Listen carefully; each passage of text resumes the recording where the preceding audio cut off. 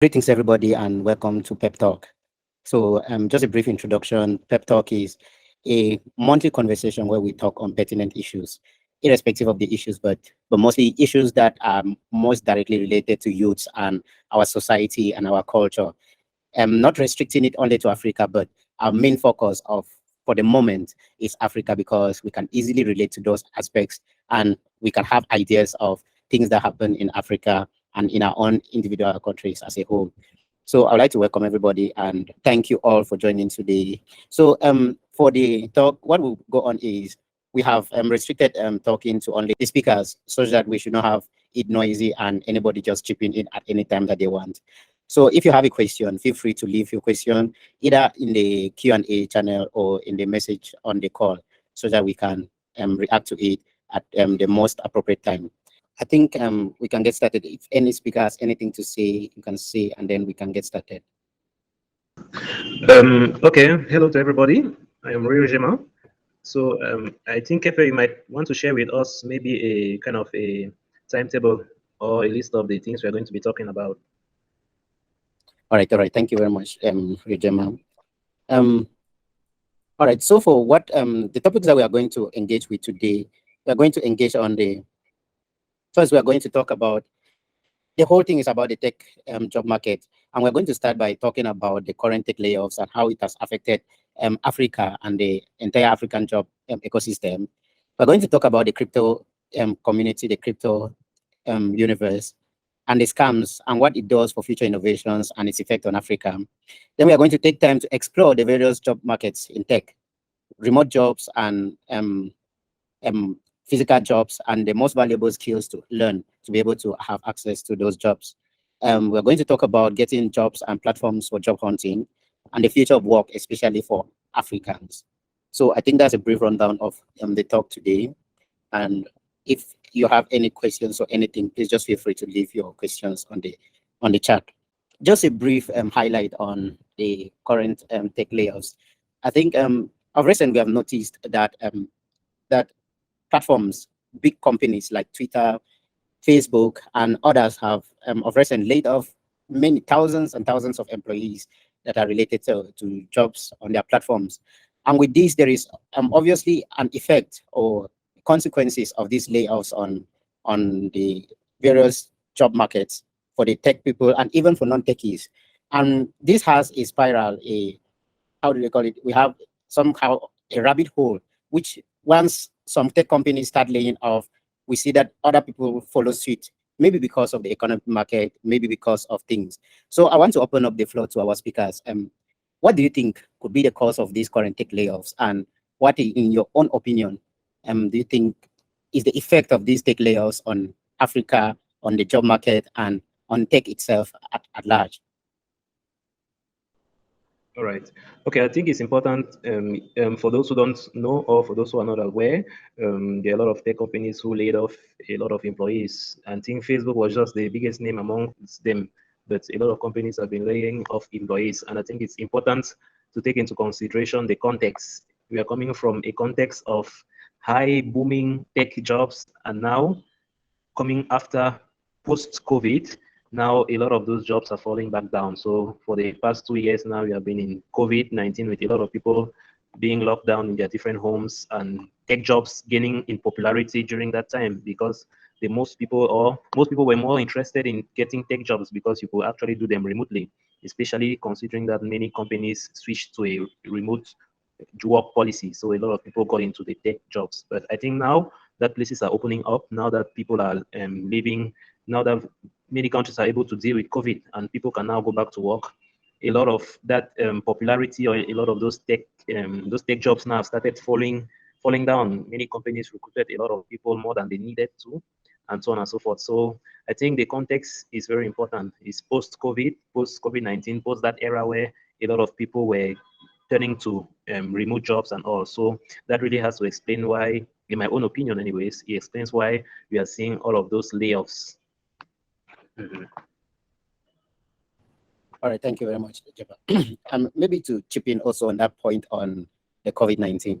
I feel like also the COVID-19 also gave opportunities to some of these platforms, things like social media and social media platforms, which found a new need in the which the users found a new need and continuously had a growing interest and engagement in the platforms, which meant there was need for more employees to be able to handle that growing need, to satisfy that growing interaction and maybe newer features that were needed to be able to entertain and keep people um, glued to their phones while during the COVID pandemic, because mostly people were at home, they had um, little to nothing to do. And so turning to some of these social media platforms was their go-to ways of getting entertainment and all the rest. And so with that growth in need, I feel like there was a need for more manpower to be able to handle that need. And now that COVID, as you said, is gone, many people are actually back to their normal lives. They're actually going out and doing things other than being on their phones, other than being on their devices. And so that need that was actually that kind of phone need that was provided during the COVID pandemic period has actually fallen. And with that, the need for more employees to handle the job that is not more there is not there as well. And so maybe that is one of the things that obviously made some of the employees redundant and they had to be laid off. Any? Yeah, exactly. Yeah. All right. What do you? All right. Tari, you can go on, please. Yeah, just following from what you were saying, like the fact that many people adopted social media, it led to high revenue because during that period, like during the COVID period, that a lot of people actually went to three-figure billions, right? Where Mark Zuckerberg in less than how many months added about 100 billion to his network, same as Elon Musk and all of that. So they were top tier. So you saw a lot of the billionaires, people like move up in terms of their value. Then one of the reasons Mark Zuckerberg was like, "Hey, I'm laying off today," is because like the trend, he saw the trend that was happening during the COVID. He thought it was something that was going to last longer than that. So they actually went into over hiring. And now when they realized that the trend now started going in the opposite direction post COVID, then they just had to make the hard decision of laying off. So yeah. So how we were affected by is mostly because um, most like a company like Facebook also has establishments in Africa. So I think they have an office in Lagos, Nigeria. So maybe might not be the only office, probably there are other offices elsewhere. So that's how we got affected. Most of the guys who got affected from the layoffs are guys who were working for these multinational companies, and also the fact that like a lot of these tech companies and revenues actually started reducing. And someone like Facebook has been investing a lot of money in its meta, and for them to reduce, like not to have that cost, like that loss much visible to their investors, they have to save. So one way of saving was laying off people, so that it reduces their loss. So because maybe at the end they had to fire more than they hired during the COVID period. So yeah. So I would essentially say most Africans who got affected were Africans who were working for those companies in what offices in Nigeria. The case of Twitter where guys were hired today and were fired the same week, like without notice even. So yeah. Exactly. Thank you very much, Tani. Just maybe to add a little bit more to what you've said, I also feel like maybe it's kind of a domino effect where some changes in some of these big tech companies came almost at the time too that the COVID was almost ending, which meant various factors came together to give this negative effect where which made many people redundant. You see, for example, if I'm not mistaken, Meta, Facebook Meta, which switched its priorities, its main global priorities from the social media platforms and now towards the metaverse, which meant most of its focus will now be going towards the metaverse, and then the teams doing other projects may seem a little bit more redundant. And then we see things like also Twitter, where we have now a new CEO of Twitter, and his own ideology of work that should be done is different from the previous CEO, which also meant reshuffling things and maybe as an effect making other certain employees redundant. Am I right? No, I just wanted to add on to the point that it's really the COVID that really changed the mindset of people, and they really felt like people were going to go online and more things online and start of working. But as we have seen, things didn't turn out that way.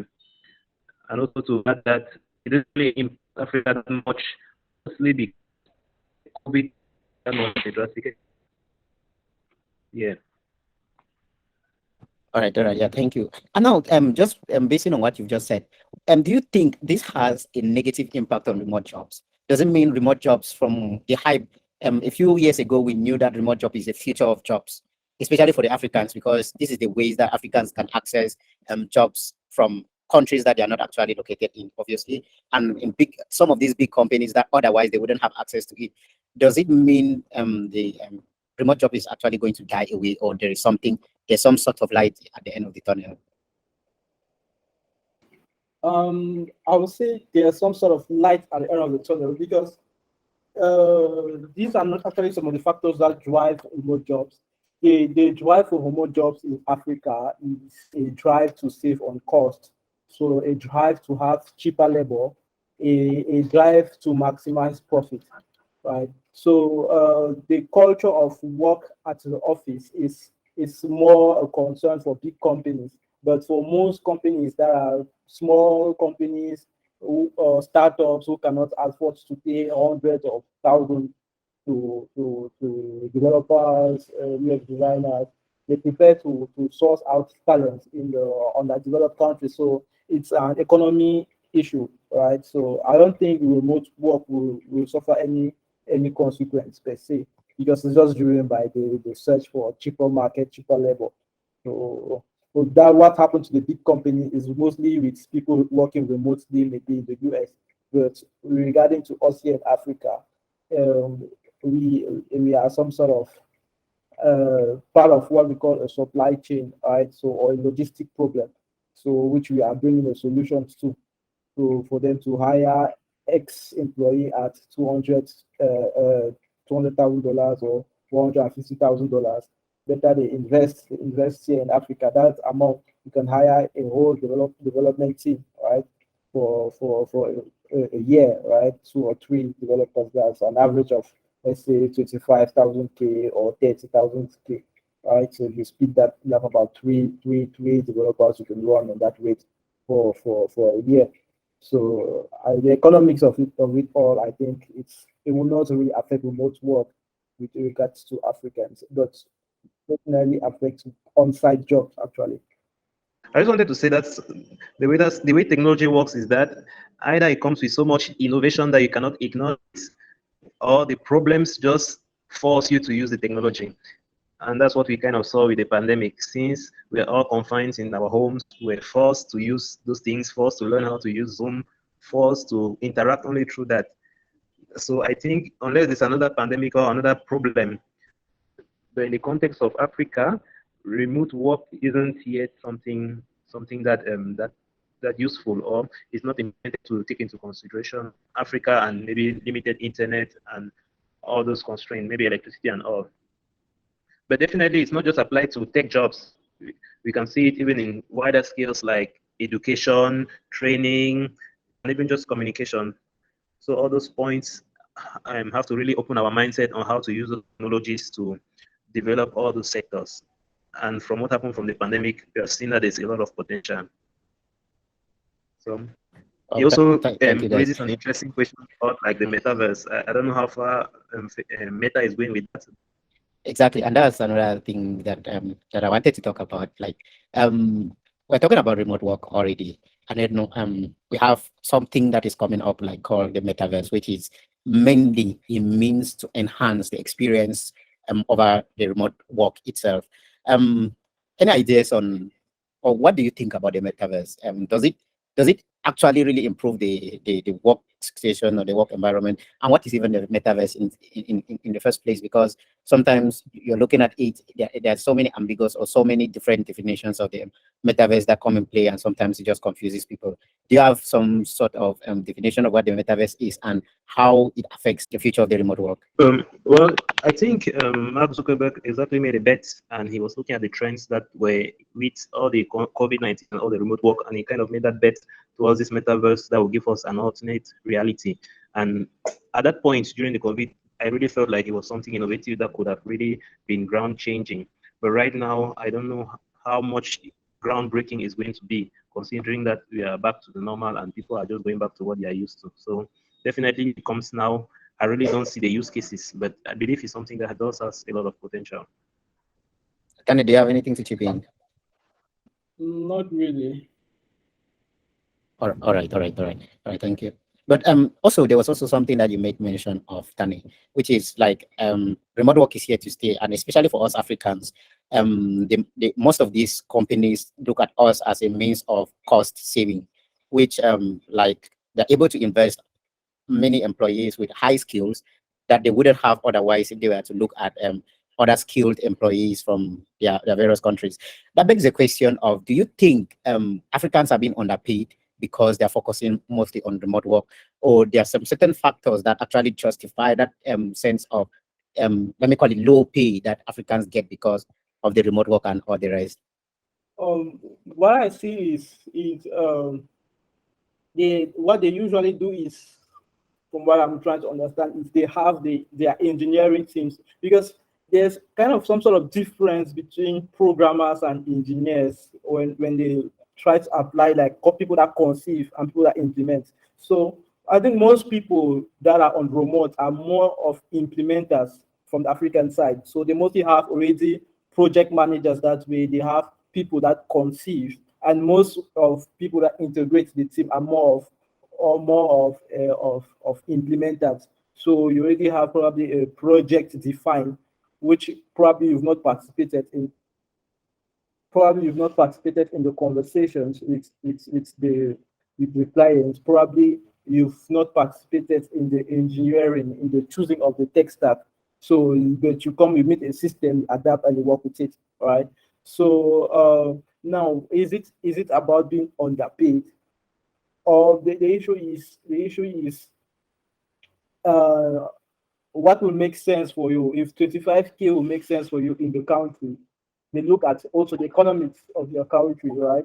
So you can be, if you have to touch the same amount as someone over there, it's true you guys have the same skills or you provide the same input, but do you pay the same taxes, right? Like they already living at close to 40% tax on salary. So if they say you are being paid 100K, on that 100K you are paying 40% in taxes. Here, personal tax is about 16%, right? So, and which sometimes most people don't even pay their personal tax, right? So, those are some of the things that you have to look into or consider. So, it's not really about am I underpaid or overpaid. It's also about the economics of where I live, right? So, the cost of me operating and the cost of me being motivated, right, to contribute or to develop the company, right? So if someone in the US, they have high expenses that, I don't know, for a kilogram of tomato they might spend $10 and you spend I don't know, 500 or something. So all of that needs to be taken into consideration. So that's why I said it's under, for them it's safe. They are like, that's to reduce their cost, right? So it's the economics of what is happening there that makes the cost high. That's why you will see. That manufacturing cannot be done in like in the US. They have to relocate their manufacturing to places like China, to places like India, where labor is cheaper, so that they should be able to resell at a price that makes sense. All right. So that's essentially it. So it's before saying we are underpaid, we also need to look at the economic disparities between them there in the US, in Europe, Canada, and us here. So that's my thought, though. So I think that if someone truly believes they deserve 100K, I would say it's better for them to move to that country, or we will get there slowly, right? We'll get there slowly. The more they come to us, That's the more they come looking for remote talent here, the more it's like demand, so the price increases, right? So because the supply is little, so it makes the price to increase, right? So we will see them say, okay, they will start saying, how can we pay more than our competitors? They started with $5 an hour, they went to $10 an hour, they are going to $15 an hour, 20, $50 an hour. Very soon they will be $100 an hour. So and the more they keep getting feedback that the people that are sourcing developers in Africa are actually delivering, right? Then they'll start saying, okay, let's up our rate to be competitive to have the best guys. So we might find ourselves with a big margin maybe in the next 2, 3, 5 years from now. I think it's not much of an issue for most Africans. I don't know how many people have remote jobs in Africa here, but I don't think it's a high percentage. And remote jobs are not yet a trend in Africa, so we don't really need to worry about that for too much. Yeah, that's true. That's true. Also, I think just there's a point that you Tani made, which is like if a developer or if a worker feels like an employee feels like he deserves more, the best thing he does is to actually move to that country so that he's able to get his worth of pay. And I think some of these companies have already been doing something like that, where they actually are involved, like over time, in getting employees to their various headquarters such that they can be able to manage some of those things and also to be able to get them their what's pay. In as much as, yeah, it may feel like the remote workers in Africa are being underpaid, but there are actually really values that reasons that justify the payment, as you've said, taxes and the economic status, per capita income and all the rest, which I think it's clear enough. I think on this we can move on to our next topic, except anybody in the audience has a question that you can ask, and then we can answer, and then we go to something else. Now we're talking about the crypto scams and what it does for the future innovations and its effect on Africa. Of recent, we have seen, like, there was a while back, not so long ago, where the most popular topic around youths was about crypto investment and bitcoins, ethereums, and going forward onto things like NFTs and investments. Some of these companies too that were able to help or assist in some of these tradings. But of recent, we've just seen a downfall of the value of some of these cryptocurrencies, and also we are seeing to some of these NFT projects and some of these crypto companies coming out as frauds, like NFT projects that promised values and promised a 100% stake and growth that was very, very interesting, ended up being nothing but a farce. And some of these companies that actually were involved in trading and all the rest just suddenly went bankrupt, and people were unable to get their funds out of the platforms. What do you think it's could have caused some of these things, like the fall in the value of the cryptocurrencies, and maybe now the scandals that are surrounding some of these NFT projects and some of these cryptocurrency companies? What has happened in crypto? What has been happening in crypto? It's like I was telling someone the other day, it's some sort of legalized black market or legalized black financial system, in the sense that regulators are well aware of it, but at the same time, it serves their purpose somehow. So, like, because the funny thing is, they are not fully adopting it, and they have not really rejected it. So it's kind of funny. So people who operate in that space do not get regulation, but at the same time, there's nothing that says no, we ban this thing, right? So it's some sort of, like I said, there's some sort of legalized a black market. So the crypto space, there are a lot of scams. I hear people talk of most of scams come from centralized entities, right? Entities that come into something that was supposed to be decentralized and try to centralize it, to result into some of these scams, like this FTX scam, right? Then you have cases where a lot of people don't believe. You have key investors who don't really believe it. So you have someone like Elon Musk, though he's talked a lot about Doge, but when asked about Bitcoin, he saw that he just bought it because he wanted to see what the thing is all about. right? So it's not as if you really saw at the time he was buying, it's not as if he saw some potential in it. So it's instead by interacting with that, he's probably been thinking of how can we make this a thing, right? So you have people like this Warren Buffett and Charlie Munger who don't really believe in crypto, who from the onset have been saying that it does not really have value because it's something that is speculative, right? So you cannot invest like you are speculating that something will have value, right? Unlike if you are maybe you have like a farm, that farm definitely every time produces corn, something that all of us are able to interact with, all of us are able to see, and all of us are able to define its value, right? But something like in the crypto space is more about like people who define its value with time. So how people feel about the crypto space will define the value of the crypto space at that time. So it does not have like some it does not have like its real metal value, you get. So all of these things about crypto, it's just like the guys of the NFTs came. They came with the concept of JPEGs and all of those things. They raised their million. Somebody bought an NFT for 7 million. Right now, it's worth just 100,000 or 700,000. Not up to 70,000 USD. So just goes to see how this crypto market is too speculative, right? So there's absolutely no value. It's like having a lot of money in cash, having a lot of money somewhere, but you cannot use it because you are waiting. You are like, I'm waiting for 20 years so that the value can increase. But somehow along the line, the value instead drops.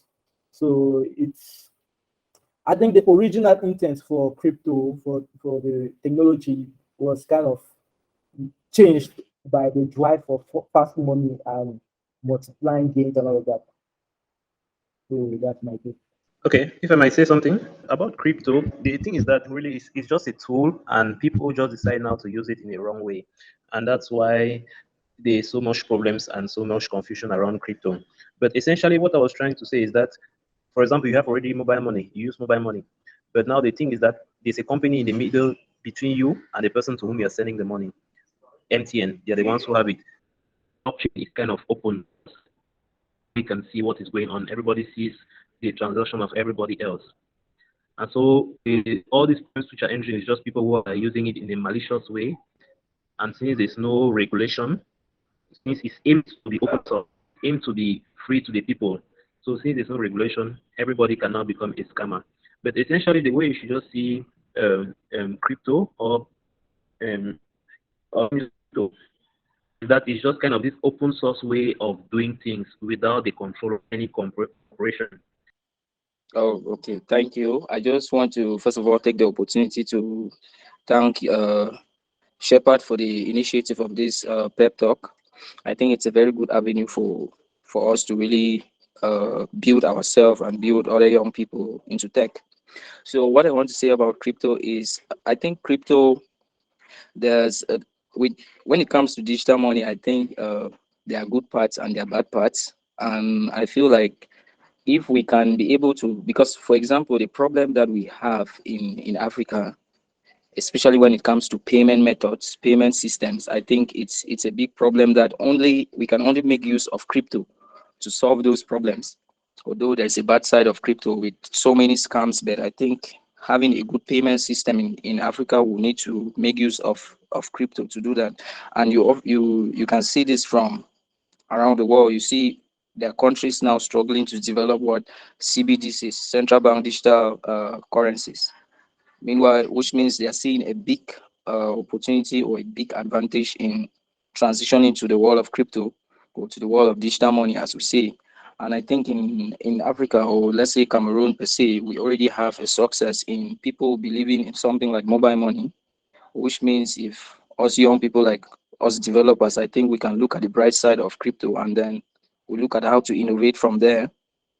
Although it's going to be difficult. It's going to be difficult because many people now believe that, oh, when you talk about Bitcoin, they say it's scam. My brother lose money, my sister lose money. I knew this person would lose money. But I just want to say that we should all look at the bright side and then see how we are going to make use of it to liberate ourselves and build our own payment systems using this particular opportunity. Okay, I think that's what I have to say. All right. Thank you, Elder. And just to hit on the points that you've made, and also on the points that the others have made, there was a promise of, of cryptocurrency to serve as a means for online payments and easy online payments that are not controlled by a single party, and also that are not traceable. So you're able to do your transactions without knowing fully well that you don't have the prying eyes of maybe the government or some central banks on your transaction history, which was actually a very good point and a very applaudable something for the public. Looking at NFTs as well, we saw NFTs, non-fungible tokens, which are like having a unique thing, like you have just one thing and no copy of it should or can exist that is legal.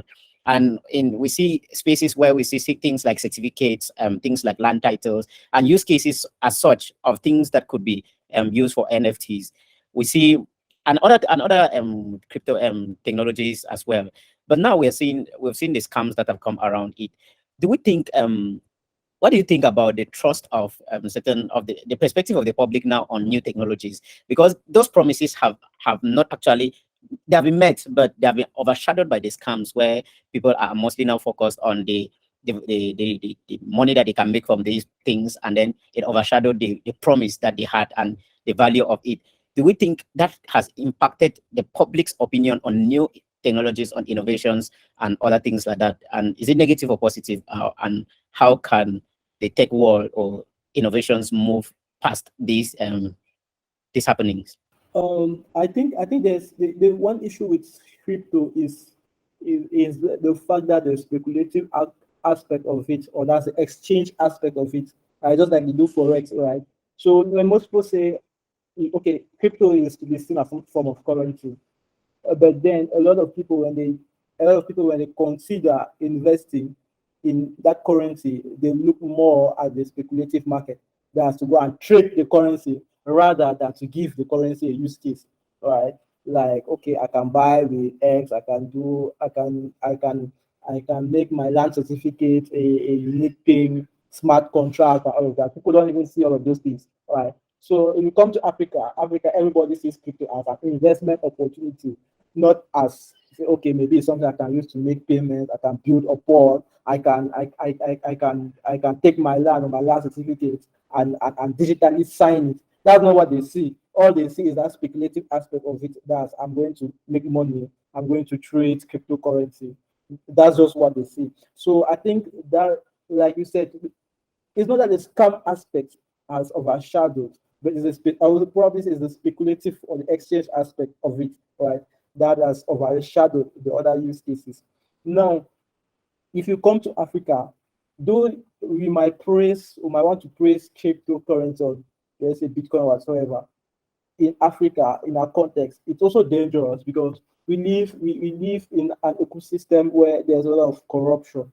So imagine today a minister embezzles 90 billion and transfers all of that to crypto. It will be untraceable, and we will never know where the money first of all came from or where the money went to.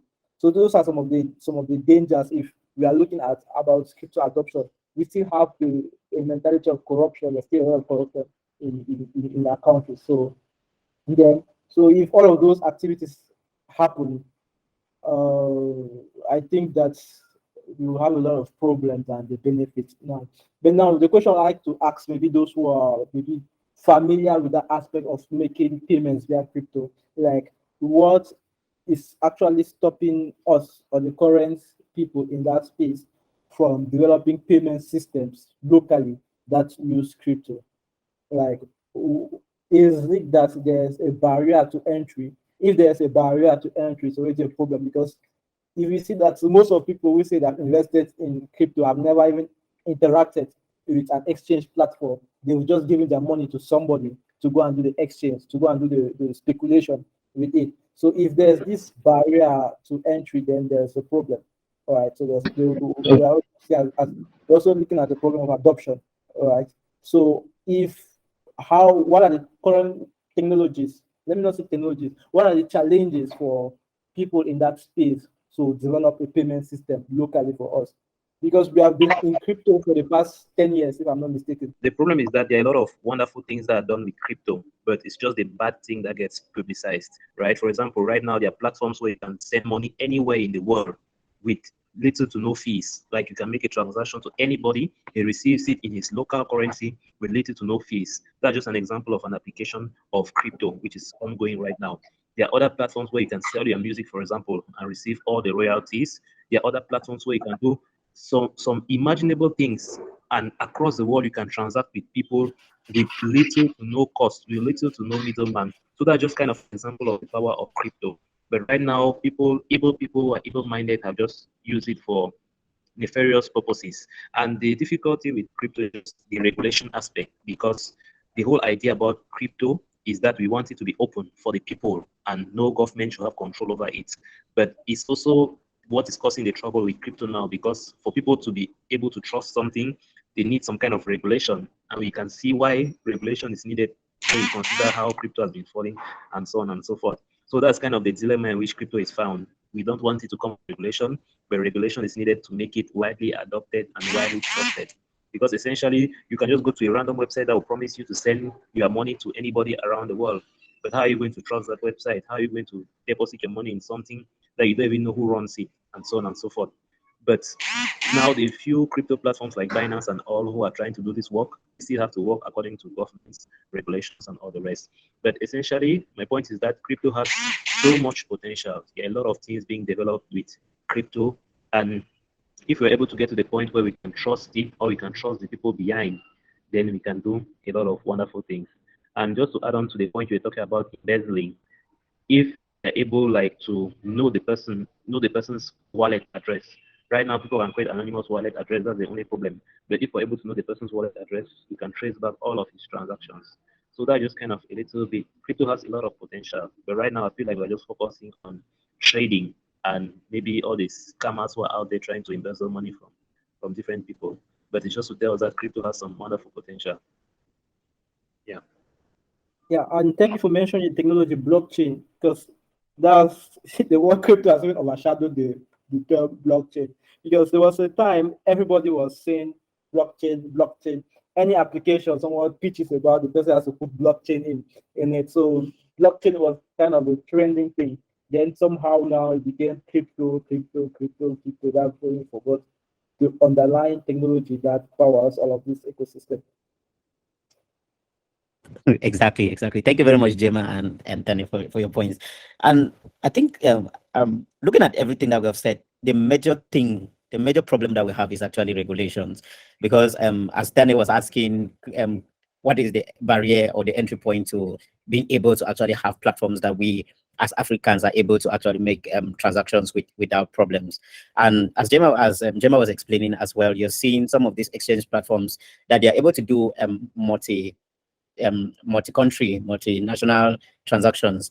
And of recent, we've seen a big problem where the lack of regulations has actually cost a lot of people billions and millions of dollars. Like we see the case of the recent happenings with the crypto exchange company called FTX, where they promised, or they were just a platform like Binance where they were doing normal trading, and because the company could also take some of the funds and actually invest in other things without being regulated appropriately, their risk or their risks on investments on the customers' funds didn't pay off. And so they lost funds that weren't theirs, and they didn't take permission from the users to be able to invest some of these funds and all the rest and all of the things that were happening around it. Does anybody even have something to say about this FTX issue and how it has affected especially the Africans? Because from what I've heard so many African CEOs were using some of these exchange platforms, and because of the fall, some companies might have lost their funds. Anybody has something to say? I read they funded a lot of startups with 70 million. They were doing donations of millions. My question is, were these their donations? Like, were they giving the crypto? Were they paying these donations in Bitcoin? Were they paying these donations in, I don't know? It's like I think they had their own currency or something, right? So yeah, it's what's funny about it, right? So people actually put in their dollars, that's the real currency, brought to a crypto space, and this company was using the real money and investing or supporting other causes while using their own money that they created or token as an asset, that's as a backing, right? It's like I don't have money. I create some money, right? You people give me money. Then I give you guys a guarantee that this is my money that I've created. It's a backing, like if I have 3 times real liquid, if I have 3 times liquid money, if your liquid money that you guys are giving me, then I have my money that I have defined the value is 3 times your liquid money. It shows I have enough to pay you back just in case. Then when I go to borrow from a bank, I borrow from a bank against my own token or against my own money. That's against the value of my own money that represents my own asset. So it's some kind of funny system that I was just trying to understand, right? So like they did a lot of donations, they invested into companies, and funny enough, I don't know if is that they were investing with their own currency, that's their own crypto, or they were investing in real dollars. Because that's the problem. At the end of the day, what comes out of the system is USD cash that all of us can see and touch. All right. Thank you very much, Tani. One last question on this crypto thing. Do we think maybe some of the negative things that have been associated with crypto will affect how, especially Africans, view new innovations? Like perhaps, let me just say, for example, the idea of the metaverse. Do you think because people freely adopted crypto, the trading with crypto and all the rest, and they, as a consequence, lost a lot of funds in on the way, will they be very likely again to try out new technologies or new innovations that come, or this is just something that will be easily forgotten in the long run? Well, from my experience, I can say that whatever generates money for people, they're going to go to it. So if in the metaverse there's a way of making money, people are going to flock towards that. If the crypto, there are already many people in Africa who are into crypto. Don't underestimate its power already presently. So there are a lot of people who are into crypto, either mining or either trading, and so on and so forth. So wherever there's money, that's where you're going to see Africans going to, or many people, not just Africans, everybody going towards that. So yeah, that's is the money aspect of it that generates interest. I think one thing that every technology adoption does is that it creates an ecosystem, and by creating an ecosystem is made of different type of actors, right?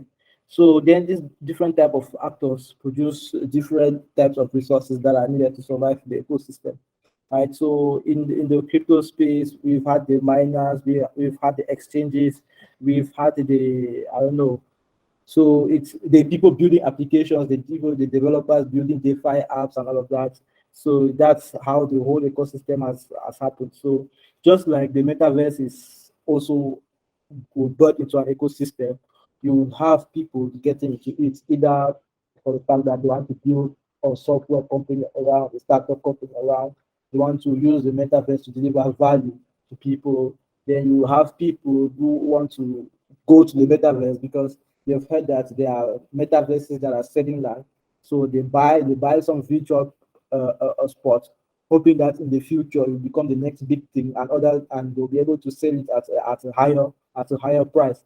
Same thing that drove people to NFT. So it's about the future. When people see and speculate the future, that tomorrow I might have 10,000 X in return. So they just go into it. They just go into it. Since from Bitcoin, people have been a bit a- alerted, right, when it comes to the next big thing, right, not to miss. Because when Bitcoin came out, a lot of people did not give it attention. That probably most of them are regretting now. So that same fear of missing out, right? The fear of missing out will always drive people to try new things, to invest in new things because they believe that that will be the future. And the fact that they are also lobbying, right? So these people that have this platform, they always do lobby. So they get influential people to come and say that, okay, yes, I invested in this. Yes, this is the future. Yes, this is this. Create all of that pressure and noise around the ecosystem that will make some other people to join just to see what's happening, right? So there will always be people to adopt or to go into new technology. There are curious people. They call them the early adopters. So they're always there.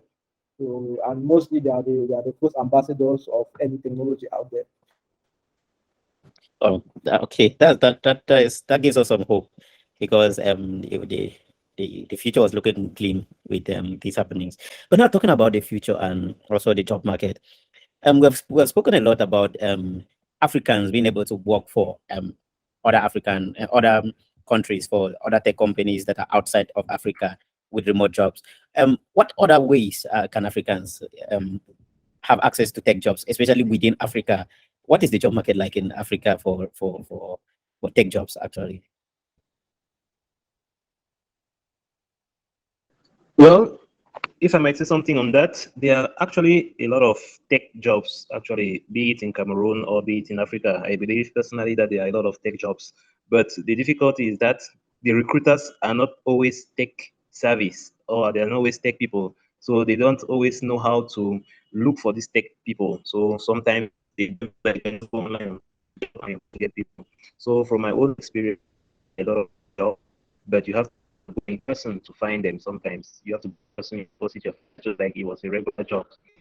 Companies which are very well tech inclined, they already know how to build portfolios, how to use LinkedIn, how to use all these different job portals to post their job offers. But for the most part, I would say a lot of the companies out there don't have tech savvy people in their HR departments. Yeah. Well, okay. Well, Yeah, Tani, go on. what I want to say is to drive really tech consumption or the consumption of tech people in the Africa, or let's say let me take particularly Cameroon, is it's to understand the problems we have and how tech can solve some of those problems. Because right now there's a lot of challenge understanding the problems that we have. Then we have quite startups, right? But I think that the startups also at most don't understand the problem that we have or the level at which we are in terms of a market or an African market. If you look in the case of Cameroon, Cameroon is primarily an agricultural economy. So Cameroon most needs would need to be focused around agriculture, right? Then there is health is not something that you it's it's a need, but it's not a priority to drive development in something like Cameroon, because Cameroon is the first agricultural economy. So, which means that if we have people investing in tech to solve agricultural problem, we might see either them receiving how they put it, subventions, either them receiving investment to be able to scale or pay their workforce and all of that. So we have a problem that we probably are not adopting tech for the things that are most essential. One of the reasons that Cameroon is still has as challenge to be to consider mineral resources, or to see Cameroon as a country that exports mineral resources, is because we have a lot of resources underground, but we don't have the infrastructure to be able to tap in those resources, which makes it such that things like bauxite, I don't know, gold, all of those are not really our main export. Our main export is agricultural products, right? So if you look at a country like Rwanda, they got and they said what we want to export is technology. So by deciding to export technology, they decided to invest in infrastructures that will allow them to export technology, meaning that they want to be a hub where companies will come from far and source talent in Rwanda. Companies that are, I don't know, the Meta and the Apple and all of that, when they would think of maybe an office, right, where they think they will have tech talent, they will think of Rwanda. But also we have been focusing on agriculture. So we have to look at the technology, invest in the technologies that solves our needs. We have been looking just mostly software, but we equally have manufacturing needs. We at present, I would say, still see companies importing a lot of machinery or buying machinery from abroad to be able to operate some of the manufacturing plants that we have here. So if you look at the West, if you look at the industrial revolutions that have happened all over the across over the years, you've had the first industrial revolution that was mostly a revolution of discovery. So the world was doing things like they did not really understand how some things were working, like maybe light and all of that, but they were mostly agricultural. They were mostly agricultural. Then, if you look at the second industrial revolution, that became even more agricultural. Then, the third industrial revolution was the revolution that introduced the internet, right?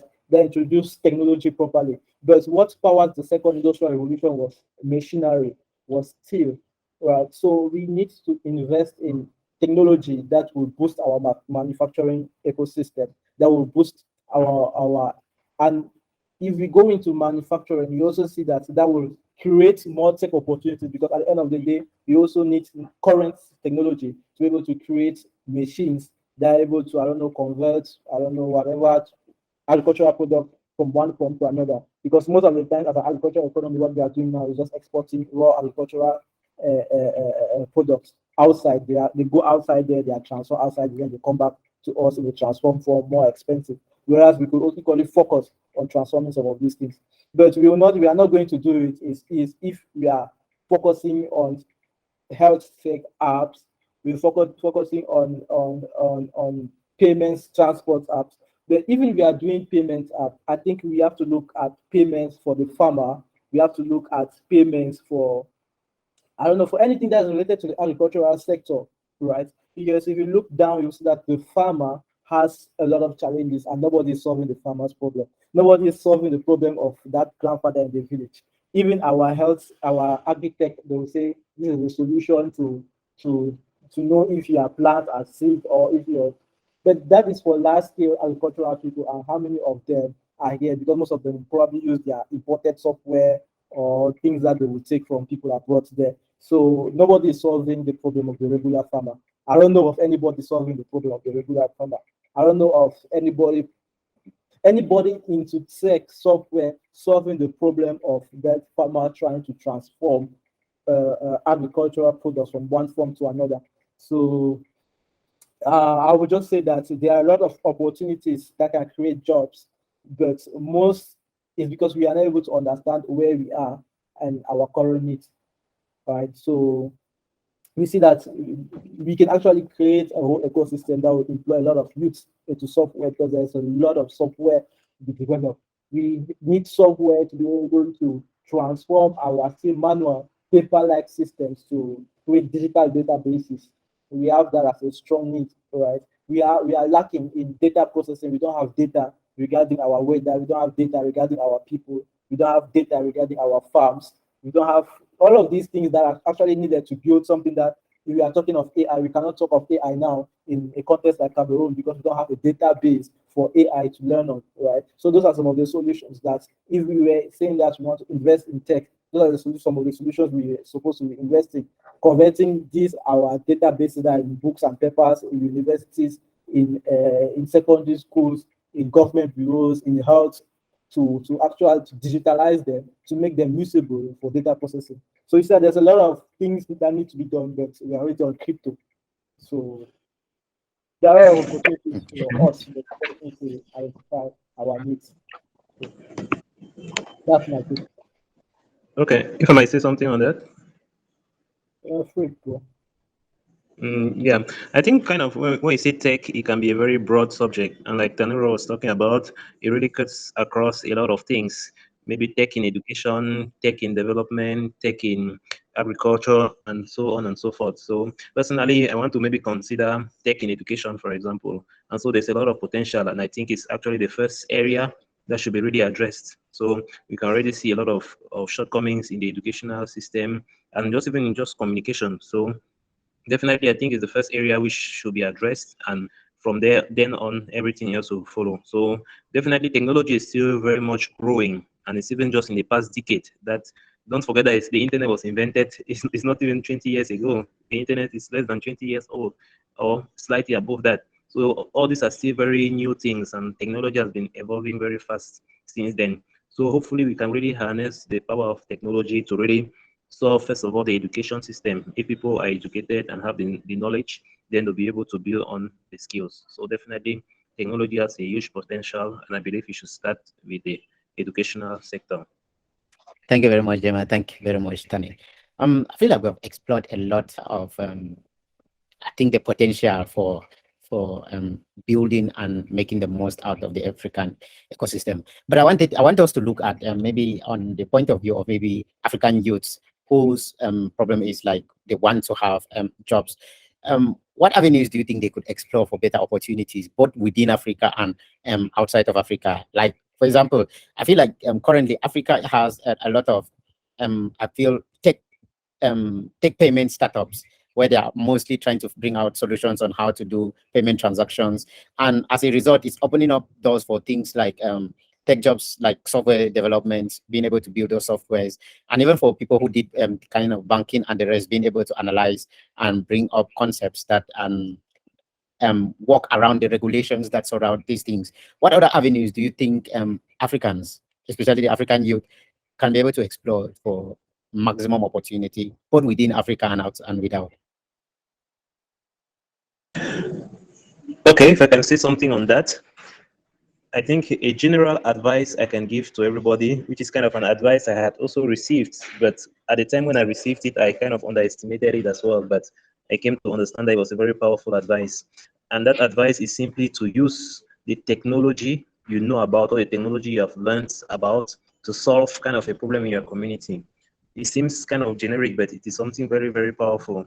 Because, for example, just from you creating the website of a local restaurant, you can already make some money, you can already gain some reputation, and you can already build a whole career just from something so basic. Sometimes when I usually see some kind of, like they say, there's some kind of basic project that somebody will do in Africa, but you gain so much attention and people will be applauding it like it was so much of an innovation, while the same kind of thing has been done already elsewhere time and time again. But it's now that I just came to understand that even though the same thing was done elsewhere, but the fact that you are able to implement it in your local area is what makes it very special. It's what makes it very innovative. So the youth should not feel like everything has already been done. You can do exactly the same project that was done elsewhere. You just go to YouTube, you watch a video on how somebody built, I don't know, a little machine. You build the same machine, and people are going to appreciate that, not because it was not because they've never seen it, but because you're able to do it in your context. So that's just kind of the advice I can give to the youths to get them started. Use technology that you know about to solve a community problem. I'll definitely agree with real Jema. Though one thing I'll add is I mostly, if as a youth, if you're already in the to take advantage of new technologies, and when I say take advantage of new technologies, it's not for you to say I want to bring crypto in Africa, I want to develop crypto for the African space. If you are getting into crypto, look at externally, like creating a solution for people that will use externally and not Africa. Then if you succeed to be able to make it there or raise funds or do whatever, bring channel that now here locally, and then create now the opportunities for people that will be solving local solutions, right? Because there's also a thing that you have to balance your survival and your love for the community, right? Or your love for the society, because you might end up dying before being able to finish, I don't know, whatever you want to do for the society. So don't I would say that you should not hesitate to try on new technologies, the metaverse, the crypto space, AR, VR, and then but not have it in mind that they are trying to bring the first African X, the first African Y. No, but really build for other markets in mind, right? Then now when they are able to get the funds or whatsoever, then now they can try and see how they can solve communities problem. And definitely, I think there are levels that need to be established. There needs to be a chain or a layers of how we operate as a tech community or as tech people.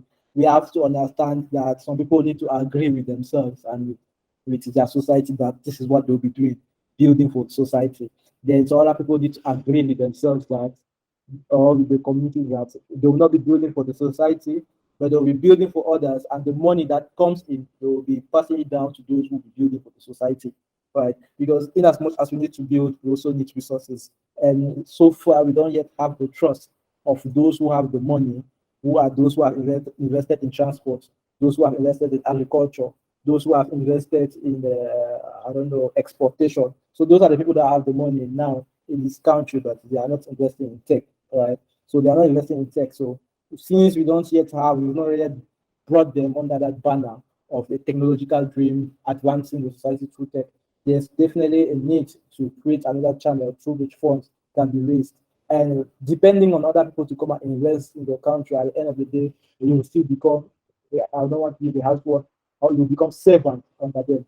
So that's just my idea about it. We create levels as a youth, know which level you want to be, whether you want to be building for your society, then build for your society. And as a youth, if you decided to build for other people, see how you can help the one that is building for the society, right? Because you have access, because you have someone doing remote, right? So they'll have probably have the money, but they'll not be investing in the other person that is doing the tech for the community. They're probably investing, putting their money somewhere else or enjoying their money. You know? So we need to have some sort of common mind or agreement towards which we want our ecosystem or technological advancement to go. Wow. All right. Thank you very much, Jaman and Tani. So I feel like we are more towards the point of for the youths, more towards the point of using what they have currently and also being able to explore the current technologies, the current opportunities that are there. But that begs the question of being able to explore what skills do they need to develop to be able to explore those opportunities. Like you talked about the metaverse, you talked about the many other things that can we give some of the examples of the skills that youth can start thinking about developing to help them for future purposes? The one thing I really like about new technologies is that it has a balance to, like, everybody is introduced to it at the same time. Unlike some of the things where some of us came and met, right? So we don't have the monopoly or we don't have the full understanding on how some of the things work. But with new technologies, this is the internet, right? Most of the resources, either they are existent for everybody, either they are not existent for everybody, right? Either everybody is having a problem or everybody is not having a problem. So there's some sort of a balance field when it comes to knowledge. All that is needed is time investment to learn, right? So that is the advantage with new technologies. With the other things where most of us came to discover, it will always be a challenge for us because we might not fully master like the other people. But the advantage with new tech is it came when you were there. We literally came and discovered the internet. We came and discovered the Bitcoin. That means people were already using building solution. So it's just recently that we got into it. So we cannot have the same level of skill appreciation like the people that were there. But then when it comes to new technology, everybody has the same level of appreciation or introduction regarding the ecosystem, regarding what is needed, regarding what is lacking. And also everybody has now that same appreciation of some of the needs, right, that people might want that can be implemented with these new technologies, right? Because then you have forums, there you have people talking about their new ideas. There everything is new because everybody's trying to do something, right? So that's just how I see it. New technologies do not mean that we have to do an extra mile stressing. That means we are almost at the same level of competitiveness with the other people that are there, which means that we can actually build solutions for other people in other markets, right? It cannot work. We cannot really build solutions for us now because our ecosystem where we are may not support some of those solutions we want to build, right? So the adoption might not be there. But building for the other guys, because them also they'll be building new things for their ecosystems. So we can actually plug into that and take advantage of it. So that's just my take. I think in terms of skills that the youths can use to get into the job market this day, I think they can be categorized into multiple different categories, and I'll just kind of touch on some of these categories. Like for example, you have kind of the risky people. Let me just put it in that way. Those who are investing, those who are doing trading, those who are taking risk with crypto, which is kind of a huge market. There are a lot of people who are doing trading.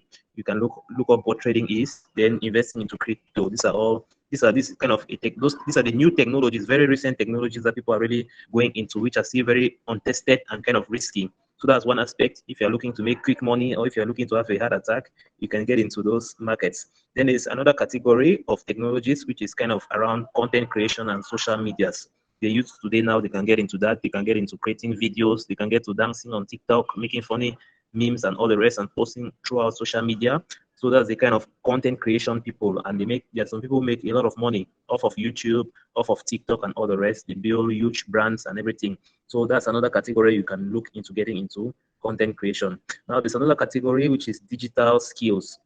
If you're trying to learn some digital skills, maybe become a graphic designer, become a video editor, that's something as well that takes some time to learn. It's not that difficult, but you might need a good computer. Then you now go on and learn a very good digital skill, maybe blogging and so on and so forth. And you can make a amount of money and a regular income stream. Now, if you want to go into another category, those who are a little bit down on the level, it's about like learning, let me say programmers, developers, and all these tech savvy guys. You can go and learn these technologies and get jobs that will be paying you as well, get removed. All of these categories are listed. You can do them remotely, you can do them in your country, and so on and so forth. So I think there's that kind of categorization of the different things the youths of nowadays can do. So there are a lot of platforms, like Danero said, there are a lot of technologies, and you can really take advantage of each and every one of them. So I just try to kind of categorize each and every one of them. So the first category, you have people who can learn trading and investment. The second category is those who are doing into content creation. I'm sure people have been on TikTok and all the rest. You're seeing a lot of working on there. Then another category is digital skills. You can learn digital skills, blogging, graphic design, video editing, and many other digital skills. And the other category is becoming kind of a developer, a programmer, and this kind of tech savvy people, and you can get as well. All of them pay you depending on how hard you work, and all of them have income streams that can earn the youth of today some good amounts of money. The one I recommend most is maybe content creation, because that's what is kind of booming right now very much. But the most sure one is digital skills and becoming a tech savvy. So I think that's the advice I can give the youths of today. Just pick your category and stick to it. I think you've made it a little very clear, Gemma. And I would like to highlight on the digital skills that you just mentioned. I feel that is one of the most important skills, especially for those who are trying to enter into tech, because that opens up a lot of there are a lot of things in tech that many people don't necessarily know about. And getting yourself into tech through the digital skills, you're easily exploring the ocean of opportunities that are in tech. You easily find yourself pivoting in one or a few other things because you enter. Because people, maybe let's take for instance somebody who starts with just basic graphic design. In the long run, the person might find themselves already pivoting or getting towards something like website development, and not necessarily the basics, the parts of website development where you're actually writing code, but mostly using things like the no-code platforms. And actually, there's a lot of need for these no-code platforms where you're able to just use these graphic interfaces to build websites. And since there are many people who are building up businesses and they need fast websites that they can be able to show off their businesses, their organizations, and all the rest, it could be an opportunity for people. And we're looking at things like basic data entry. Somebody who started trying to learn basic skills like Excel, like Excel, Word, processing, and the rest, might find themselves into things like basic data entry, and from data entry into things like data analysis and all the rest now, which can go up, which can actually open up some more opportunities for them. So looking at something, as you said, the basic digital skills, it's very, very important. And I would like to highlight that very much, because you can start doing that and you can start earning money and you can continue to grow. As the more you know, the more you're open to the ecosystem, the more you have the opportunities to grow as well and to make more. So yeah, that's just something I would like to add. How do you go about getting the jobs? Maybe you have some basic skills, some basic digital skills, as you said, Gemma, and maybe you'll be exploring technologies like the metaverse. You'll be exploring technologies like maybe filters in Snapchat and Instagram and all the rest. But now you can't continue exploring or just learning. You want to have jobs. Where can you start? Get started looking for jobs or exploring the job market? Do you have any ideas? Yeah, I do. And I'll just share my screen so that at least we can just go through some of these platforms, if you can help at least those who are here on the calls. So there are kind of a lot of platforms on which people can look for jobs. Already the most popular is LinkedIn. You can hop on LinkedIn and you go to the jobs section, and I've already started noticing that a lot of employers are posting jobs, even local employers. Like I said, those who are a little bit tech savvy already know about these platforms, and there are a lot of them out there as well. So I'll just kind of just show some of them. If you can help the youths, that then it'll be very great. Okay, so if you hop on LinkedIn, you come to the jobs section, then you can just, depending on your profile, it's going to recommend some jobs for you. And so, for example, if you come to this top search, as you can see here, I don't know if you can see as well as I can, but here I'm seeing here that this is a company which is located in Yaoundé. So depending on your profile as well, you'll be seeing some of these things, and depending on like your skills, right, they'll recommend you different jobs. So for example, when you see a company here, you can use LinkedIn to find different companies, and from there then on, you can actually go to the site of the company and postulate in person, because when you show up in person, it really speaks more. So this is one way by which you can find jobs. You can come to LinkedIn and search. Another trick I usually use in order to find jobs, I'm kind of focusing on software companies for now. If you go to Google, you can search for example, software company, construction company, or whatsoever. And there are these cards where people can kind of register their companies on Google Business, something like that. So people register their business. So if you search, for example, for software company, and you click to see more of those cards, you're going to have a list of the different companies which are in your location and your area. And so once you have a list of those companies now, you can actually show up there and get more information, maybe try to inquire about internships and all the rest. But when you have this list of companies, it already gives you kind of a list of places where you can go and postulate for a job. So on the map, you can already see, just around me right now, I can already count more than 10 companies, software companies, where I could go and apply for a job. So this is kind of a nifty trick on how to find jobs.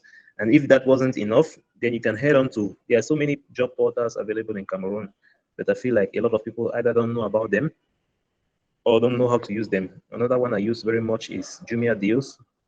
And when you hop on to Jumia Deals, you can come to announcement Jumia Deals in Cameroon.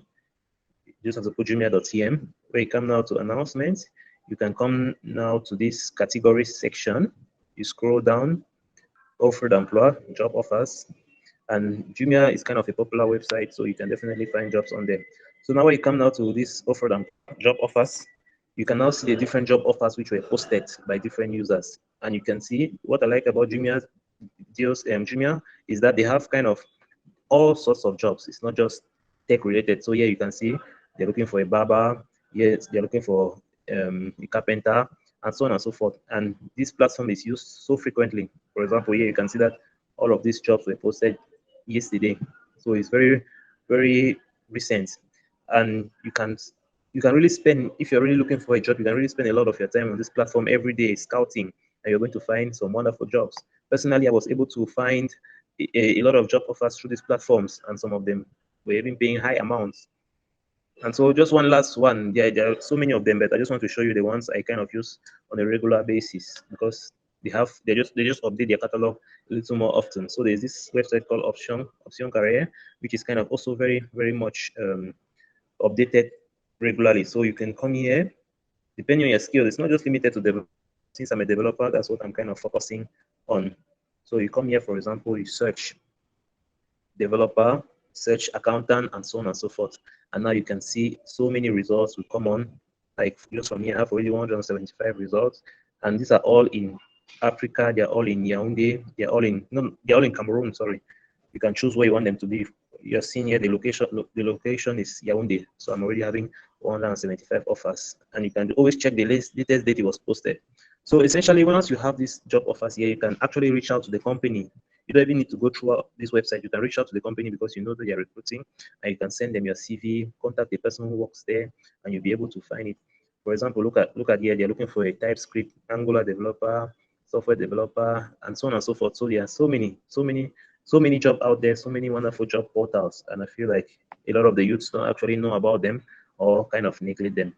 So definitely, you guys should check this out, check out all these portals, and try to keep on scouting them on a regular basis, and you're going to be having some wonderful opportunities. So just one last thing for those who are kind of interested in remote jobs, I'm going to remote jobs with US based companies. So there's actually there are kind of companies who doing that. So I just know about Turing Turing is kind of an American-based company who does recruitment, hire developers internationally. So they have a whole process where, sorry, where they get to test you, where they get to see how good you are. You come in and they give you some exams that you have to do, and then once they test your skills, they can easily recommend you now to international companies who hire you and so on and so forth. So the process is kind of very tedious. Tedious. You have to pass some exams and so on and so forth. But through these platforms, you can be able to get some remote jobs for those who are interested. So definitely, you should check out all these platforms, and I'm sure in no time you'll be able to get some wonderful jobs. Yeah. So these are just and some of them. There are many out there, so many. So you just want to check them out, have them bookmarked, and check them on a regular basis, and you're definitely going to be finding some jobs. Yeah, be it international or locally. On LinkedIn, you can get some international positions, and with this platform, with these local platforms, you can get some local job positions here. So it all depends on your skills and your searching skills as well. Also, just to highlight, I feel like there are also other platforms, not necessarily job platforms, but maybe communities that actually offer some opportunities for youths that are part of those communities to be able to get jobs or opportunities. Something like, for instance, Andela. Andela offers opportunities, learning opportunities that when you grow, you're able to join part of their maybe their talent pool after an application. And most of the times, application you have something like a series of multiple choice based on the technology that you've chosen. This is more specifically for the software engineering guys. And once you join their talent pool, you're able to have remote jobs that are for international companies and they pay at international rates, which is another nice thing. There are other platforms too. There are even communities that can help you build skills. Like, for example, we saw of recent we had something like the Google developers community in Boya, the JDG Boya, which has learning opportunities, and from there, being part of that ecosystem, being part of that um, family, can be able to expose you to opportunities, because sometimes people taking recommendations, you're unable to. There's this saying that you get the best jobs through recommendations rather than searching themselves. And one advice I would like to give those who search for jobs or those who want to get some of these opportunities is actually to go out there, go into how go for events, for the events that are directly related to what you're doing. You're doing tech, you're doing design, you're doing software engineering, all of those things. Attend events, talk to people, talk about what you do. Maybe not necessarily just through events, maybe online. Use your social media for publicity, to publicize yourself, to market yourself. Maybe talk about your the projects that you've worked on online, and be able to freely join communities online too that are related to what you do. Ask questions, interact with people, get people to be friends with you. So you share ideas, and from there it opens up other opportunities, because sometimes searching like this for talent, for opportunities, might not necessarily work out for everybody. It works out for some, but not for everybody. And I think we should explore as much as we can, because we nearly forgot about one thing. Like, before you actually go out searching for jobs, you have to make sure that you have a portfolio. Maybe your resume is your portfolio, but there are also other things, other digital footprints that can give you an edge out there. As I was already mentioning, some like using your social media for publicity, and also being able to not just sit and be waiting or be searching for jobs, but being constant improvement, and make sure that your improvement is being publicized, because sometimes it's easy to trust somebody who can give you a proof of what they have been doing, even if it is not necessarily true, but you're sure that from what they have shown you, they have some level of competence. Like, for example, with software engineers, you have something like GitHub. With designers, you have something like Canva profile. You have Dribble, that you push these small things that you have been designing, and all the rest. Being able to build that portfolio is actually a bonus for anybody who is looking for jobs. Jeba, do you have anything to react upon that? A lot of jobs are come through recommendation. So the youths out there should really learn how to network, speak with people, tell people that they're looking for jobs, tell people that they need opportunities. Because generally, we always want to believe in the ideal world where if you need a job, you can just easily find it. But most of the time, you have to speak with people out there, get to interact. And even in opportunities like this, in chats like this, you get to talk with people, you get to exchange with people and tell them that, okay, these are my skills, this is what I can do. And whenever something shows up, then you can call me for that. So I myself, even during my job searching, I had the opportunity to send kind of a short description of my skills to so many people, and then whenever there was a job, they will send it back to me.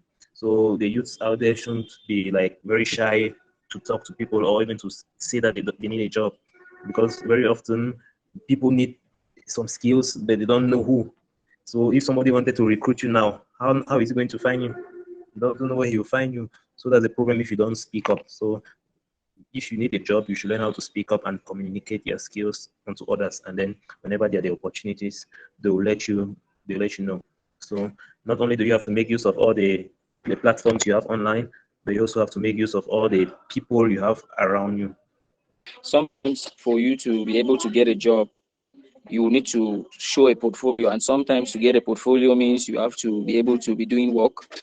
And most people, they usually wait to say I'm waiting for a client, but the approach that I used to use when I started designing is I would actually take clients. I would look for any person that I know, and then I take their logo, I do a redesign of the logo so that I can have a solid work on my portfolio. Sometimes I would go to a platform like the goodbrief.io. I take a brief for a demo or a fictitious project, for example, and then I do it, and I have work for my portfolio. So if there's somebody maybe waiting for work to say, oh, I need to have work with a lot of talent or a lot of how do we call it, a lot of clients before I'll have a solid portfolio, then that will be a problem, because you might not really have people. Because when they come to you as a designer, they ask for, can I see what you have done? Even with web developers, they'll ask you, can I see websites you have worked on?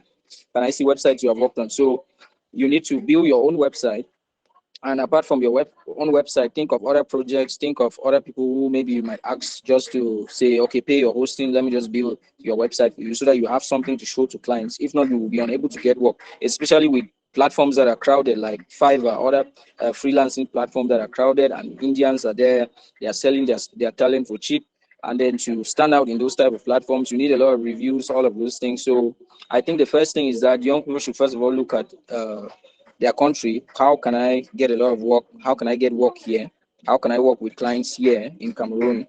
And then from there, they might transition to, they might apply, they might submit their portfolios on other platforms like you're showing, LinkedIn and the other platforms, but try to build something solid. Because sometimes when people are applying for jobs on LinkedIn, on Indeed, all of those platforms, they're not getting the jobs because their talent is not solid.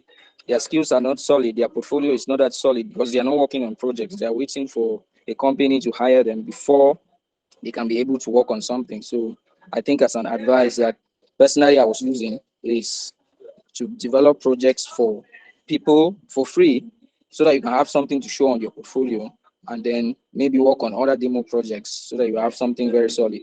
I think one major thing that makes most youths not be able to go for the jobs that will pay them what they deserve is because of the imposter syndrome, the fear of not being able to make it. And from linking to what you've just said, being able to have done a couple and many projects on your own for free will give you that sense of confidence that, okay, I'll be able to tackle any task that anybody throws at me. And then it helps you now to be able to explore, because sometimes you have the skills. There's this saying that there are people with less skills than what you have, but are doing the things that you train to do. And it's just a matter of the imposter syndrome, where you fear that maybe you're not skilled enough. And the more things you do and explore on your own, the better placed you are, just as an addition to what you said. All right. I think we have actually explored everything that we had to explore this day. And I understanding, sharing their experiences, sharing their knowledge with all of us. And for the participants who have been able to go through the approximately 2 hours of conversation here, it's been amazing having you guys on board. And I think future episodes will be just as interesting as this one is. And we'll be hoping to see you, and we'll be hoping to have more interesting and enlightening conversations in the future. I would like to end the call here and see you guys next month. Thank you very much, Eldad, Chema, Tani, and Ambe, and all the rest for joining the call. I think you should mention as well the Shepherd channel that they should check out as well. You also get thank you very much. I was almost forgetting. Thank you very much for pointing that out. I think it's not, I think the call has been recorded such that it can be edited and broken into into short pieces for access online. For anybody who missed out a particular section of the call, I think within the next few weeks you have access to it on the Shepherd channel, which will broadcast everything with the necessary sites that Gemma shared and every information that was incorporated in this conversation. We'll share everything there so you can have access to it, and you can share it with your friends to have access to the conversations because they might have missed it for one reason or the other. And you can check out the channel for future things and for other videos that have been posted there that will help you intellectually. So thank you guys very much. Okay, thank you. Good evening to everybody. Thank you very much, Gemma. Good evening and good night to everybody. Bye. See you in the next one.